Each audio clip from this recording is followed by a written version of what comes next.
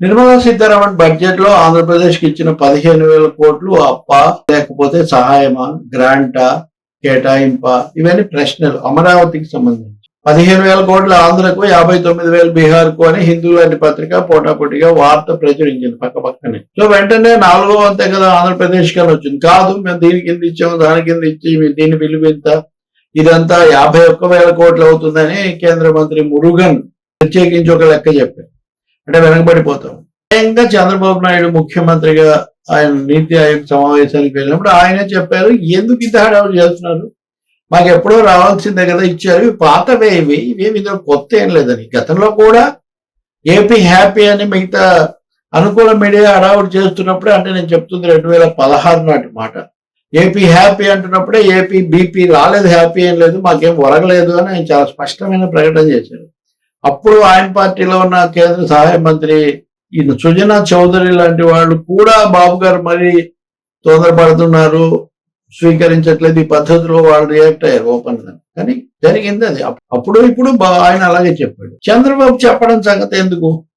ఇంకోటి, బీహార్ 59,000 కోట్లు ఇచ్చిన తర్వాత కూడా ప్రత్యేక హోదా ఇవ్వకపోయినందుకు నేను ఇంకా అసంతృప్తిగా ఉన్నాను అన్నట్టుగా నితీష్ కుమార్ ప్రవర్తిస్తున్నాడు. ఆయన నీతి ఆయోగ్ కూడా రాలేదు, మరి చంద్రబాబు ఎందుకు ఇంత ఉత్సాహంగా స్పందిస్తున్నారని అది మనం మాట్లాడాలి. కానీ ఇప్పుడు చంద్రబాబు సంగతి అలా ఉంచి జీవీఎల్ వచ్చింది, మాది ఎంపీ ఆయన ఈరోజు స్పష్టంగా చెప్పారు, ఇది అప్పు 30 ఏళ్లలో తీర్చాలి.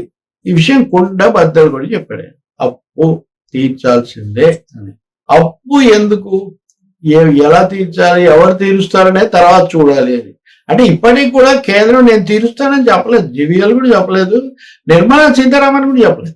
ప్రపంచ బ్యాంక్ దగ్గర అప్పు అరేంజ్ చేసామో, అప్పుడంటే తీర్చడం బాధ్యతలు ఉంటాయి, ఆంధ్రప్రదేశ్ పరిస్థితి సరిగ్గా లేదు కాబట్టి మేము ఏదో మాట్లాడాల్సి ఉంటుంది. వీటన్నిటిలో దాటవేత, వీటన్నిటిలో అస్పష్టత, వీటన్నిటిలో దాగుడు మూతలు స్పష్టంగా కనిపించాయి. ఇప్పుడు జీవీఎల్ నరసింహారావు కూడా చెప్పేశారు. మరి ఇప్పుడు అత్యుత్సాహంగా వరాల జల్లు అది ఇది పెట్టిన వాళ్ళు కొంచెం వెనక్కి తిరిగి చూసుకోవాలి కదా. కానీ జీవీఎల్ మాట్లాడిన దాన్ని రాష్ట్ర మంత్రి సత్యకుమార్ ఖండిస్తారు. ఏమని, అసలు తమ పార్టీ నాయకుడు మాట్లాడిందని మంత్రిగా ఉన్న ఆయన ఖండించడం ఒక విచిత్రం, సాధారణంగా జరగదు. ఇంకెవరన్నా ఇలా చేస్తుంటే విభేదాలు, భగ్గుమన్న విభేదాలు అది ఇది హెడ్డింగ్లు పెట్టేవాళ్ళం, తెలియదు. ఏమంటాడు సత్యకుమార్ అంటే, ఒక రాష్ట్రానికే ఇస్తే చాలా కష్టం కదా, కాబట్టి అప్పు రూపంలో ఏదో దాన్ని అరేంజ్ చేయాల్సి వస్తుంది, అరేంజ్ చేస్తామని చెప్పారు. నేను అదైనా కూడా చెప్తున్నాను. దాని తర్వాత ఏం జరుగుతుందని తర్వాత చూడాలంటే, సత్యకుమార్ చెప్పింది కూడా ఇంకా ఖండించడం ఎందుకు, అదే కదా జీవీఎల్ చెప్పింది, సత్యకుమార్ చెప్పింది, తేడా ఏముంది, ఇంకా వాళ్ళంటప్పుడు విభేదించడం ఎందుకు. ఇంకొకటి, కొంతమంది బీజేపీ నాయకులే, కొన్ని ఛానళ్ళు కూడా ఆ సత్యకుమార్ ఎప్పుడు సరే, జీవీఎల్ ఎప్పుడు చంద్రబాబుకు వ్యతిరేకమైన, సత్యకుమార్ ఎప్పుడు అనుకూలమా?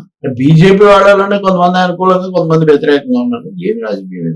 ఇంకా దేశం పట్ల కేంద్రం రాష్ట్రాలన్నింటినీ ఒకటిగా చూడటం లాంటివి ఉన్నప్పుడు ఇప్పటి వరకు మేము గుర్తించలేదు ఆంధ్రప్రదేశ్ పట్ల బాధ్యత, ఇప్పుడే గుర్తిస్తున్నాం అన్నట్టుగా మా బాధ్యత ఉంది కాబట్టి మేము చేస్తామని నిర్మలా సీతారామన్ చెప్తే, 30 ఏళ్ల తర్వాత కూడా అప్పుగా ఉంటుంది దాన్ని జీవీఎల్ చెప్తుంటే, ఇంకా దీంట్లో ముంజెత్తి కంకరానికి అర్థమైంది. కానీ విషయం స్పష్టంగానే కనిపిస్తుంది కదా.